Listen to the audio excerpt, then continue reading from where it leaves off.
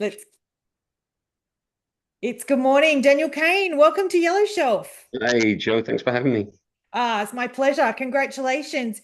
Your first book is out on the 28th of July.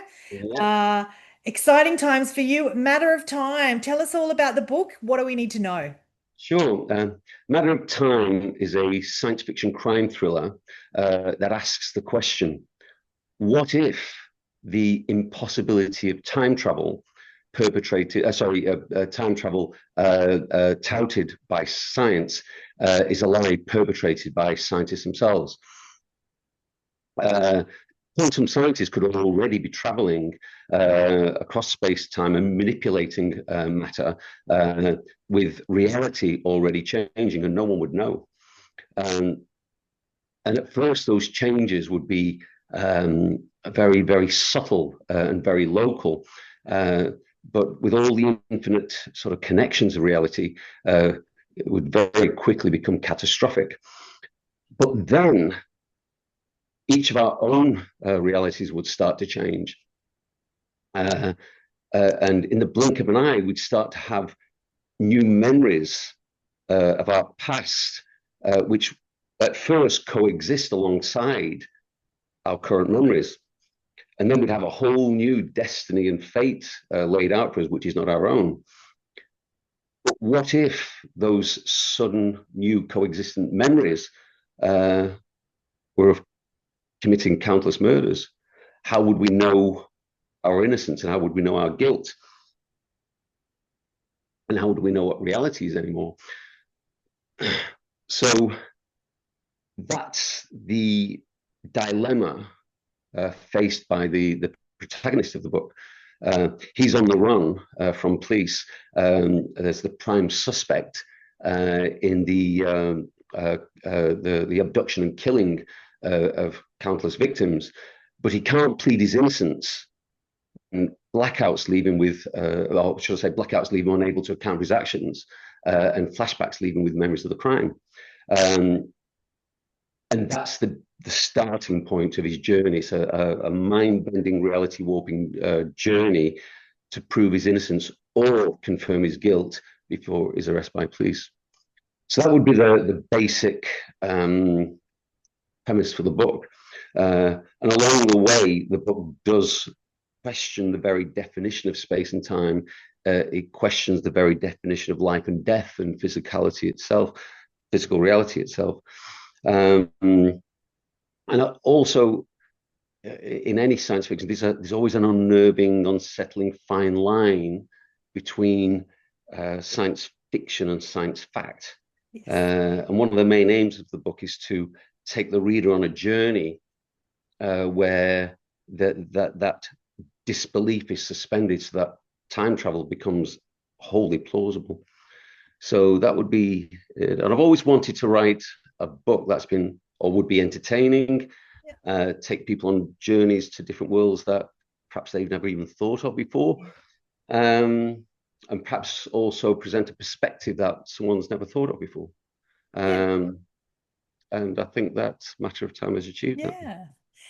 And it's very juicy. All the stories and going deep. I think it's very exciting as a first book.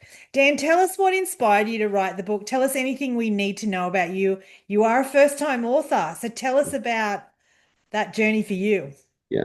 Well, my main inspiration is that I tend to write on a spectrum of what people would call a flow of consciousness. So I might not know what I've written until I read it back. So Okay. that's interesting. Yeah. And while I've been doing this since I've been a kid at school, undoubtedly it's somehow linked to a brain aneurysm I suffered. It was a life-threatening situation that I was lucky to get through. But if I survived, I was going to or threaten to wipe the language and the word processing centers of my brain. So having got through that and survived it against the odds, those centers do seem to have been hypersensitized. Sure. So that flow of words just tends to come. So when I'm explaining this to people, I always think of Deepak Chopra. and who tells how he wrote an entire book in 8 hours on a flight from Singapore to Sydney, I think it was. And that would be an example of a conscious flow of consciousness. Yeah. Whereas you take Keith Richards from the Rolling Stones, Yeah. he tells how the iconic guitar riff to Satisfaction, he wrote while he was asleep. He woke up, didn't know he'd woken up, recorded it on a little cassette player, went back to sleep, and the rest of the tape was him snoring. And he didn't know Wow. that the first time he heard that amazing guitar part was when he listened to it in the morning, and he had no Yeah. idea that he'd done it. So that would be an unconscious conscious flow, also say an unconscious flow of consciousness. Um, so it's not an unusual or an uncommon way that people write. Yes. And I honestly believe that every author or every creative is working in that way. They Yep. just don't realize it. It's just at Yeah. the extremes, maybe like someone like myself who's had a brain damage in some way in a little area of my brain, that it becomes noticeable. Or if you get the genius people like Richards, so that's where it's going. But having so in the case of Matter of Time, literally one day the title just dropped into my head, Yep. and I immediately sat down, picked up a pen, and wrote out the first 30 pages of the book, just non-stop, Mm. one episode of writing, and those pages appear more or less the same as they do in the book, the printed book. They're with very little editing. And there's always that moment you sit back at that point and go, and with intrigue at what you've written, but then there's always this sinking feeling of dread that now you've got a responsibility to finish it. Yeah. And that's the downside of writing in a flow of consciousness, because Yeah. will it come again? When will it come? Yes. Yeah. And there's that. And it also comes in a very non-linear way. Okay. So I might write 4 pages of chapter 40 before I write, 2 pages of chapter 10. Yeah. And then, so my study, if you open my door, you'd go, what the hell's going on? It's just littered with paper Yeah. and fragments and things like that. So at that point, I've got to act as my own kind of ghostwriter, Yeah. where I've got to sort of grab the information like a ghostwriter would, the information from a client and the notes and the stories, and try and piece them together in some sort of coherent book. So that's the kind of process. And the incredible thing for me on the journey for this is sometimes I get 2 pieces of paper that were written, weeks or even months apart, and I'd get them together. I'm looking for patterns, and I'd see them just merge together, and it'd be seamless. Yeah. And it was like you could see where I'd fallen off the flow there and picked it up identically there. My subconscious was doing that. Yeah. But then at other times I'd find that some of the I could see the pattern, I could see it was the same thing, but obviously something was missing. I'd just not downloaded that. So then I'd have to consciously write, just like a ghostwriter, some connecting piece Sure. between the two. But then there's that stress of, am I doing it justice? Am I, Yeah. so that's been the journey. One of the nicest parts of the journey, though, it was all coming together. But apart from the ending, I didn't know what the ending was. And it just sat there for ages, like, what do I do? Do I try and write it, or Yes. do I wait for it to come? And then one day that flow again, but this time it was a conscious flow of consciousness. And as I was writing it, a bit like we say that Deepak Chopra type thing, I was reading the words to the end of the story as I was writing them, as a reader would. And I was Yeah. going, oh my God, is that oh no, she did that. Oh, they did that. And it was an incredible feeling in real time to do that. And I Yeah. put the final full stop in and went, oh my God. So That's fascinating. A fascinating author journey share. I've never heard anything like that, Daniel. So mm, I think that's mm, really powerful as an mm. author to that you've shared how your process is. It's And I'm amazing. being brave sharing this now, I've got to say, Yeah, because yeah.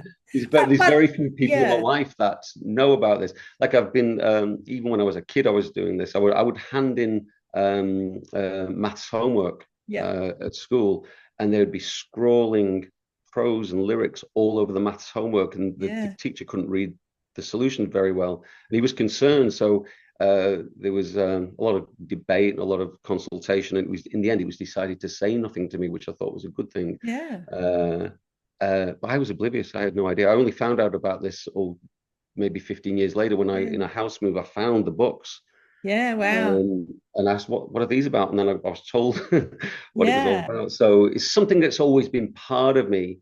But like I say, since that aneurysm, it's just really started to Yeah, flourish. really powerful. And obviously that's what makes you a unique author. Daniel, tell us about how we connect with you. I know you've got a website. How do we connect with the book? I'll put that in the show notes to make it easy for people around the Sure. world. If they're curious about you and the book, how do we connect? Sure. Best way is through the website, www.danielcaine.com. That's Caine spelled with Caine, Yep.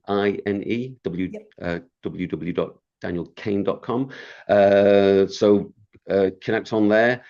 All the links are on there. You can buy from any good bookstore. There's a link to the publisher. You can buy from the publisher or any of the usual links that are on the page. So feel free to take a look. Well, I'll make it easy. I'll put the links in the show notes here. Would you write again? Would you Would write, like, are I? you going to continue to write? I'm curious. Yeah, I've been a lyricist all my life. I've been used a lot of this sort of skill in lyric writing and Yep. songwriting. But I've already written the second book, but Oh, it's actually a non-fiction book. This one, okay. more or less on some of the thoughts behind what we've been talking about. So Oh, good to hear, Daniel, because when you're ready to talk again, when you release that next book, please come back and share it with Yellow Shelf. But in the meantime, enjoy the journey of A Matter of Time. Well done. thank you so much. Thanks. Cheers, Daniel.